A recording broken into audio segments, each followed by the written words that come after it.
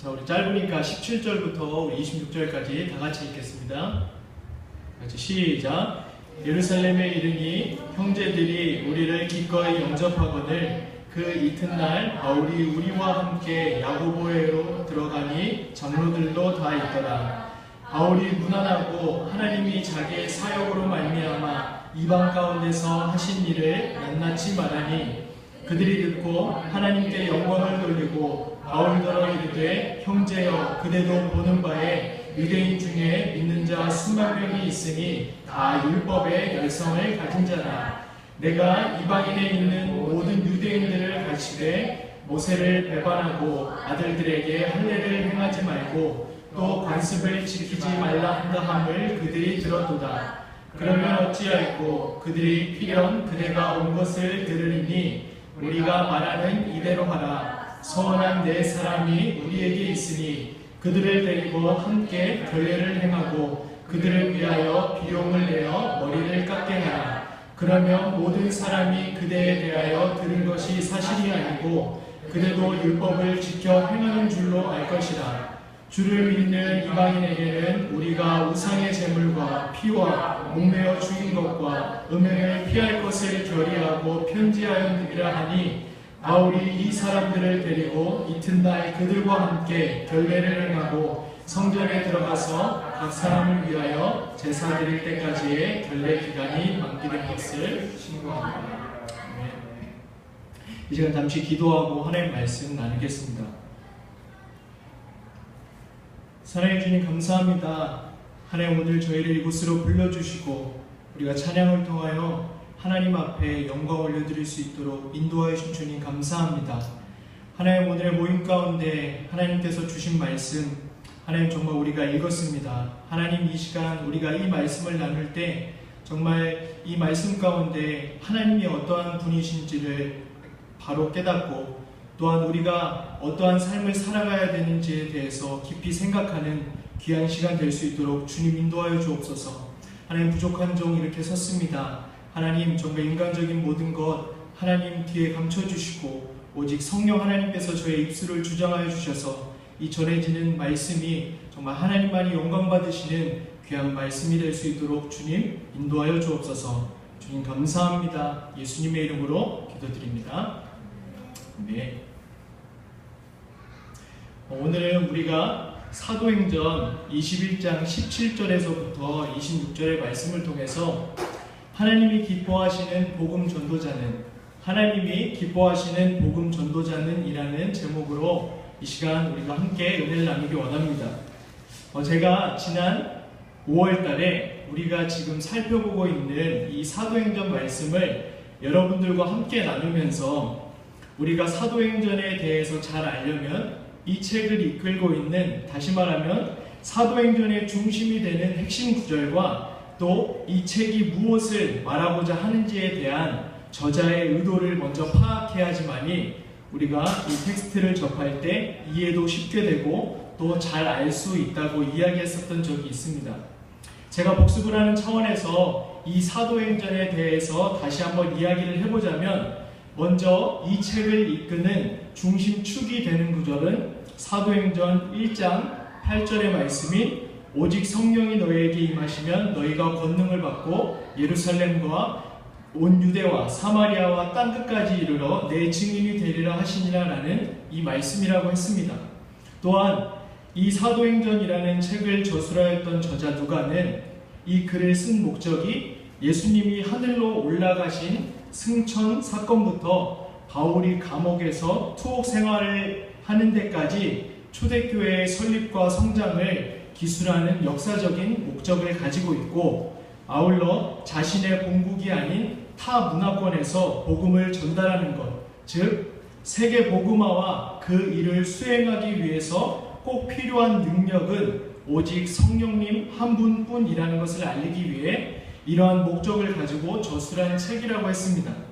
정리를 제가 해보자면 제가 앞서 이야기한 것처럼 사도행전은 오직 성령의 능력으로 성령님의 인도하심으로 인하여 예수 그리스도의 복음이 예루살렘에서 유대로, 유대에서 사마리아로, 그리고 사마리아에서 땅끝인 로마에 이르기까지 점점 순차적으로 퍼져나감을 이야기하고 있습니다. 이렇게 우리가 사도행전의 큰 흐름에서 바라보았을 때 오늘 우리가 읽은 사도행전 21장 17절에서 26절의 말씀은 사도 바울과 그의 일행들이 두로라는 지역에서 가이사랴로, 또 가이사랴라는 지역에서 예루살렘으로 들어와서 제3차 전도 여행을 다 마침과 동시에 이번 3차 전도 여행 여정 동안 있었던 수많은 일들을 주 안에서 한 형제된 야고보와 또한 그 장로들에게 보고를 하는 그러한 장면이 오늘 본문의 내용입니다. 저는 오늘 이 본문을 토대로 해서 하나님이 기뻐하시는 복음 전도자는 어떠한 자인지에 대해서 함께 세 가지로 한번 살펴보려고 합니다. 먼저 첫 번째로는 하나님이 기뻐하시는 복음 전도자는 선교의 주체가 누구인지 정확히 알고 그분께 영광과 찬송과 감사를 올려드리는 자입니다. 오늘 우리가 읽은 본문 중 17절에서 그리고 20절 상반부까지를 보면 바울과 누가 그리고 나손을 비롯한 그의 일행들이 예루살렘에 도착을 합니다. 그리고 바울이 예루살렘을 방문하게 된 것은 이번이 총 5번의 방문 중 마지막이었던 5번째인데 아무튼 이들이 예루살렘에 도착을 했을 때에 나손의 집 식구들을 비롯하여 바울이 온다는 소식을 전해들은 예루살렘의 일부 교인들이 나와서 바울과 그의 일행들을 기꺼이 영접을 합니다. 여기서 예루살렘의 교인들이 바울과 그의 일행들을 기꺼이 영접했다는 것은 다른 말로 바꾸면 매우 기쁘게 그리고 매우 호의적인 환영을 이야기하는데 아무쪼록 이 형제들은 바울과 그의 일행들을 아주 매우 기쁜 마음으로 또 매우 호의적으로 환영하고 맞이합니다. 이들이 이렇게 반갑게 바울과 그의 일행들을 맞이하고 함께 떡을 떼고 또 사랑의 교제를 나누며 시간을 보내고 나서 바울이 예루살렘에 도착한 지 이틀째 되는 날에 드디어 바울과 그의 일행들은 당시 예루살렘 교회의 최고 지도자였던 야고보와 또 70명의 장로들에게 찾아가서 따뜻한 포옹과 또한 서로 입맞춤을 함으로 인사를 나누며 문화를 하고 또 문안을 함과 동시에 이들은 오늘 본문에는 자세하게 기록되어 있지는 않지만 이방 교회에서 보내온 구호 헌금을 예루살렘 교회에 전달하고 또 아울러 그간 제3차 전도 여행 중에 있었던 그 수많은 일들을 야고보와 장로들에게 전달하게 됩니다. 이것은 우리가 소위 말하는 선교 보고라고 하는 것인데 바울은 이들에게 자신이 경험한 한 사건들을 아주 디테일하게 아주 세밀하게 하나도 빠짐없이 보고를 합니다. 하나님께서 이방인들 가운데 하신 놀라운 일들, 즉 성령님의 일하심으로 말미암아 이방인들이 예수님을 믿게 하신 것, 그리고 이러한 일들을 하게 하신 분은 바로 바울 자신이 아닌 하나님이시라는 것, 그리고 이방인들을 향한 선교의 주체는 오직 성령 하나님 한 분뿐이심을 바울은 야고보와 장로들에게 오늘 이야기를 합니다. 이들 야고보와 장로들은 바울의 사역 가운데 함께 하신 그 하나님에 관해 전해 듣고 또 선교 보고를 듣고 나서 곧바로 바울과 함께 이들은 가장 먼저 하나님께 모든 영광을 올려드립니다. 이들은 분명 바울이 한 이야기를 듣고 나서는 바울의 이방인 선교 여행이 표면적으로는 바울에 의해 이루어진 활동이었으나 그 근원적으로는 하나님께서 직접 이루신 일임을 알고 하나님을 찬양함으로 하나님 앞에 영광을 올려드렸습니다. 또한 이들이 함께 하나님께 영광을 올려드린 구체적인 이유 첫 번째는 이방인들이 복음을 받아들여서 하나님의 나라가 확장되었기 때문이었고 그 둘째는 이방의 교회들이 예루살렘 교회를 위하여 막대한 구호 헌금을 보낼 정도로 그들의 신앙이 성숙했음을 확인하였기 때문이었습니다.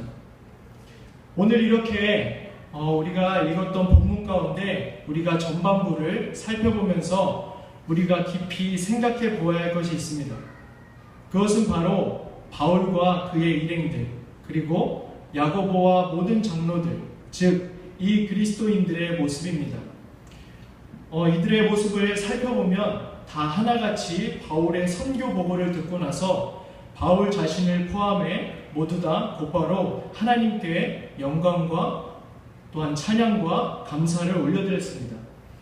이들이 이렇게 한 이유는 아까도 이야기를 했지만 이들은 그리스도인들로서 가장 먼저 하나님께서 하신 일, 즉 이방인들 가운데 역사하시고 일하시는 하나님, 이방 가운데 그 선교를 이끌고 가시는 분은 바로 성령 하나님임을 바로 알고 깨닫고 있었기 때문이었습니다.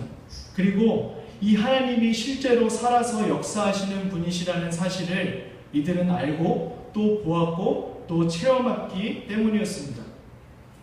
저는 이들의 이러한 모습 가운데 한번 생각을 해보았는데 예수님의 모습을 좀 발견하게 되었습니다. 우리 예수님도 복음서에서 보면 날마다 살아계신 하나님께서 수많은 영혼들을 품고 그들을 위하여 일하시고 계심을 알고 또 인지하시고 매번 가는 곳마다 하나님이 하신 일들과 하나님의 말씀들을 전하시면서 오직 하나님 한 분께만 영광을 올려드리는 그러한 모습이었습니다. 또한 아울러 저는 이들의 이러한 모습 속에서 오늘날 우리 그리스도인들, 다시 말하면 기본적으로 복음 전도자들인 우리가 어떠한 모습을 지녀야 하는지, 또 하나님이 진정 기뻐하시는 복음 전도자의 모습은 어떠해야 하는지를 한번 생각해 보았습니다. 오늘 본문에 비춰봤을 때 저는 하나님이 기뻐하시는 복음 전도자의 모습은 바로 이 땅 가운데 복음이 전파되기 위해 한 영혼이 하나님 자신께로 돌아오게 하기 위해 지금도 졸지 않으시고 온 인류 가운데 일하고 계시는 그 하나님을 인식하고 알고 그분께 찬양과 영광을 올려드리는 자가 아닐까 생각합니다. 바로 예수님처럼, 그리고 바울과 야고보와 장로들처럼. 바로 오늘 우리 공동체가, 우리 GNG 공동체가 함께 이 모습을 보면서 다 같이 실천해야 할 것은 우리가 모일 때마다 바울과 야고보와 장로들이 먼저 선교의 주체가 되시는 하나님을 생각하고 또 기억하고 그 하나님께 마음껏 영광을 올려드렸던 것처럼, 그러한 모습처럼 우리 또한 우리 공동체의 주인 되신 하나님, 그리고 지금도 살아 역사하셔서 우리 지역에 속한 여러 곳들과 한국 땅, 그리고 더 나아가 전 세계의 복음을 위해서 졸지 않으시고 일하시는 그 하나님을 인지하고 그 하나님께 영광을 올려드리는 것입니다.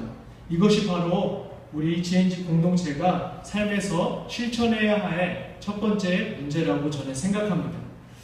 여러분, 이것을 기억했으면 좋겠습니다. 하나님은 지금도 이 세상 가운데 일을 행하시고 계시는 이 선교의 주체이시며 그리스도인들, 즉 복음 전도자들에 의해 영광과 찬양과 또 감사를 받으시기에 합당하신 분이시라는 사실을 꼭 기억했으면 좋겠습니다.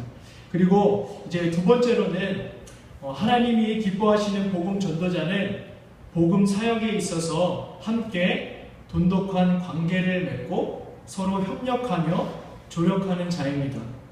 오늘 본문을 계속 이어가 보면 오늘 본문 20절 하반절에서 그리고 25절까지를 보면 바울과 야고보 장로들이 함께 하나님께 영광을 올려드린 후에 갑작스럽게 화제가 변하여서 야고보와 장로들이 바울을 부르면서 형제여, 그대도 보는 바에 유대인 중에 믿는 자 수만 명이 있으니 다 율법의 열성을 가진 자라라고 이렇게 이야기를 합니다.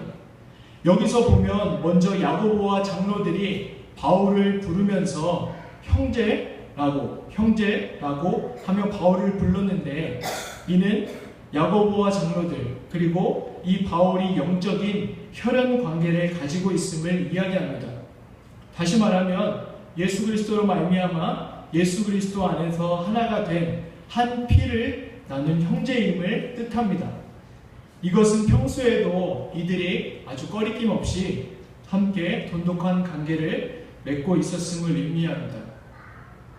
야고보와 장로들이 이렇게 바울을 불러 이야기를 하며 그 내용을 계속 이어가는데, 이들은 바울에게 유대인 중에 믿는 자, 율법의 열심을 가지고 율법에 대하여 열정을 가진 유대 그리스도인들 중 수만 명이 있는데 그들이 듣기론 바울 네가 이방인 그리스도인들을 가르칠 때 모세를 배반하고 또 아들들에게 할례를 행하지 말고 또 정통 유대인들의 관습을 지키지 말라라고 하는 것을 그 율법의 열심을 띈 유대 그리스도인들이 들었다고 야고보와 또한 장로들은 이 사도 바울에게 이야기를 해줍니다. 야고보와 장로들이 바울에게 왜 이러한 이야기들을 전해줬냐면 이 당시는 구약의 율법과 신약의 복음의 관계가 신학적으로 확고히 정립되지 않은 그러한 과도기 상태였는데 유대인 출신 그리스도인들이 생각하는 정통적인 그리스도교는 유대적인 그리스도교로서 모세의 율법과 유대의 전통, 즉 관습이 동일하게 강조되는 것이어야 했는데 이러한 모세의 가르침, 할례와 그 관습들을 지키지 못하게 하는 것은 그들의 입장에서는 바로 이것이 변절이고 또 배교로 보았기 때문에 야고보와 장로들이 이런 이야기를 바울에게 오늘 하게 된 것입니다.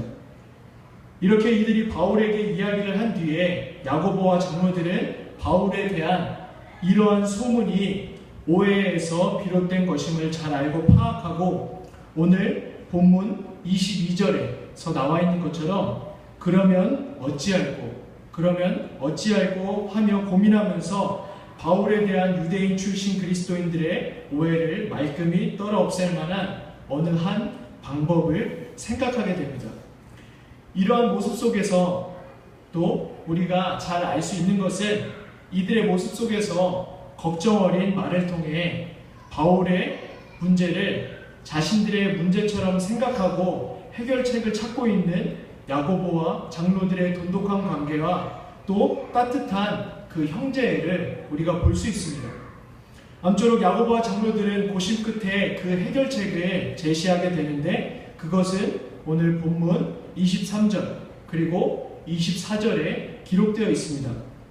이들은 바울에게 우리가 말하는 대로 하라면서 우리 가운데 나시린으로 서원한 네 사람이 있는데 바울 네가 이 네 사람을 데리고 함께 결례를 행하고 또 이 네 명의 서원자들의 결례 비용도 내어서 머리를 깎게 하라고 그 방법, 그 해결책을 이 바울에게 제시합니다. 여기서 결례라는 것은 쉽게 말해서 부정을 제거하고 정결케 할 때 행하던 규례, 즉 하나의 유대인들 사이에서 행해져 오던 의식인데 이 야고보와 장로들은 바울이 이들과 함께 결례에 동참하여서 그가 바울이 율법을 지키는 자임을 유대인 출신 그리스도인들에게 보여주기를 원했고 그리고 또 결례를 행하고 또한 다른 서원한 네 사람의 결례 비용도 대신 내줌으로써 바울이 모세의 율법과 조상들의 관습을 존중한다는 것을 보여주기를 원했고 마지막으로 당시 유대인들은 그들이 부정하게 여기는 이방 나라를 행하고 온 후에는 결례를 행하였기도 했었기 때문에 이러한 방법을 오늘 바울에게 권하였던 것이었습니다. 또한 야고보와 장로들은 오늘 본문 25절에 보니까 예수 그리스도를 믿는 이방인들에게 결의하고 편지를 보냈다고 하는데 이는 야고보와 장로들이 교회의 덕과 또 유대인 출신 그리스도인과 또 이방인 출신 신자들 간의 원활한 교제를 위해서 이방 출신 그리스도인들이 지켜야 할 최소한의 사항들을 편지로 써서 각 지역에 보냈음을 바울에게 오늘 이야기를 하고 있습니다. 이러한 모습 속에서도 우리가 또 발견할 수 있는 것은 바로 이들은 복음 전도자로서 그들의 사역에 있어서 함께 돈독한 관계를 맺고 협력하며 또 조력해 나가는 그러한 모습입니다. 이 모습은 우리가 예수님의 모습 속에서 또 발견할 수가 있게 되는데 예수님께서 이 땅 가운데 사실 때에 예수님은 12명의 제자를 부르셔서 그들과 함께 공동체를 꾸려나가면서 매일 같이 먹고 또 마시고 또 같이 자며 그리고 또 이곳저곳을 돌아다니면서 그들은 함께 예수님과 함께 복음 사역을 감당했습니다. 이것은 예수님께서 반드시 복음 사역을 감당할 때에는 많은 그리스도인들이 함께 서로 돈독한 관계와 따뜻한 형제애를 가지고 또 이들과 함께 서로 힘을 모아 협력하며 또 서로를 도와 조력하는 모습을 우리에게 모델로 제시한 것이라고 저는 생각합니다. 이 예수님의 모습처럼 오늘 야고보와 바울 그리고 장로들은 오늘 20절 하반부에서 25절까지 서로 복음 사역에 있어서 함께 깊은 관계를 맺고 협력하고 또 조력하는 모습을 우리가 볼 수 있습니다. 이들은 주 안에서 한 형제된 한 명의 지체가 오해의 소지가 있는 소문에 연루되어 있을 때 그것을 그냥 쉬쉬하지 않고 이 문제를 어떻게 하여 해결하면 좋을까를 함께 고민하여 또 깊은 생각을 하였습니다. 각자 진심 어린 마음으로 이 문제를 해결하려 했고 결국 고심 끝에 그 해결 방안을 제시하여 바울에게 그 방법론을 이야기하였습니다. 저는 또한 이러한 모습 속에서 오늘 본문의 모습 속에서 하나님이 기뻐하시는 복음 전도자의 그러한 모습을 보았습니다. 진정 하나님께서 기뻐하시는 복음 전도자의 모습은 바로 복음 사역에 있어서 먼저 함께하는 지체들과 깊고도 또 돈독한 관계를 맺고 아울러 따뜻한 사랑을 가지고 그들과 함께 복음 사역을 위해 힘써 협력하며 서로 힘을 모아 그 일을 감당하기 위해서 하나님의 나라를 확장하기 위해 조력하는 자들임을 발견했습니다. 그렇습니다. 이제 오늘 본문을 통하여 알게 된 이 사실을 이제는 우리가 우리의 공동체 가운데 또 적용해보고 또한 우리의 삶 가운데 적용하여야 합니다. 그렇다면 우리가 이렇게 복음 사역에 있어서 함께 돈독한 관계를 맺고 협력하고 조력하는 자들이 되려면 어떻게 해야 될까요? 먼저 첫 번째로는 우리 공동체에 속한 그리스도인 한 사람 한 사람이 바울과 야고보와 장로들이 그랬듯이 자신의 목숨까지도 내어 사랑해 주신 그 예수님 한 분만을 바라보고 매일매일 내 안에 나는 죽고 예수님으로만 가득 찰 때 그러한 일들이 가능합니다. 아울러 이것을 토대로 하여 우리가 예수님 안에서 한 형제라는 그 사실 그리고 함께 예수님의 피를 나눈 자라는 사실을 주 안에서 그리고 우리가 뗄래야 뗄 수 없는 그 유기적 관계인 한 가족이라는 것을 바로 인식하고 알고 또 우리의 생각과 우리가 정해놓은 틀이 완전히 바뀌어서 서로가 서로에게 허물 없이 다가가 이러한 관계를 우리가 맺게 될 때 그때야 비로소 정말 돈독하며 따뜻한 형제애를 가진 그러한 공동체가 되는 것입니다. 또한 두 번째로는 서로가 협력하고 조력하는 자들이 되려면 우리는 먼저 방금 말한 그러한 관계를 밑바탕으로 서로가 서로에게 집중하는 자세를 취해야 합니다. 오늘 본문에서 보았듯이 야고보와 장로들은 바울이 이상한 소문에 연루되어 있었을 때 이들은 바울의 이러한 일에 집중을 하였습니다. 이들은 전적으로 바울 편에 서서 바울의 입장에서 어떻게 하면 이 문제들을 해결할 수 있을까 힘을 모으고 힘을 써 도와주었습니다. 그리하여 바울의 입장에서 결례를 행하는 그러한 방법론을 제시하게 된 것입니다. 이들이 이렇게 방법을 제시해 줄 수 있고 권면할 수 있게 된 것은 다름 아닌 서로가 서로에게 집중하는 모습을 보여줬기 때문이었습니다. 이러한 모습들처럼 우리 공동체 또한 복음 사역을 함에 있어서 서로 협력하고 조력을 하려면 반드시 위에서 말한 그러한 관계를 밑바탕으로 서로가 서로에게 집중하여 그 일을 감당하는 것이 매우 중요합니다. 사랑하는 여러분, 방금 우리가 바울과 야고보와 장로들의 모습 가운데 하나님이 기뻐하시는 복음 전도자의 모습을 우리가